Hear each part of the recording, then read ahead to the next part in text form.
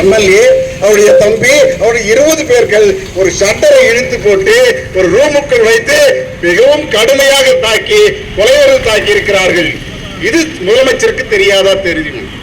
தமிழ்நாட்டின் முதலமைச்சருக்கு தெரிந்திருக்கும். மாவட்டத்திலே மாவட்ட செயலராக இருந்தவர் நேற்றைய முன்தினம் ஒரு பெண்ணை பாலியல் வன்கொடுமைக்காக துன்புறுத்துகிறார். அதையும் வெளியே கொண்டு வந்தது பத்திரிகை துறைதான். அந்த பத்திரிகை துறையினர் கோபத்தில் இதை செய்தார்களா? அவர் மீது இப்போதுதான் வழக்கு பதிவு செய்து விசாரித்துக் கொண்டிருக்கிறார்கள். அந்த ராணிப்பேட்டை மாவட்ட செயலாளர் விஜய் மோகன் அவர் மீது. அதற்கு அவர்கள் இதுவரைக்கும் நடவடிக்கை இல்லை, கைது இல்லை. ஆனால் ஒரு சட்டமன்ற உறுப்பினரை சட்டத்தை கையில் எடுத்துக்கொண்டு தாக்குவது என்பது ஒரு டாக்டராக இருந்து கொண்டு அவர் அவ்வாறு அடித்தது மிகவும் வன்மையாக கண்டிக்கத்தக்கது. அதற்காக நாம் கூடியிருக்கின்ற பத்திரிகையாளர் மன்றத்தின் சார்பாக வன்மையான கண்டனத்தை இந்த இடத்திலே பதிவு செய்கின்றோம்.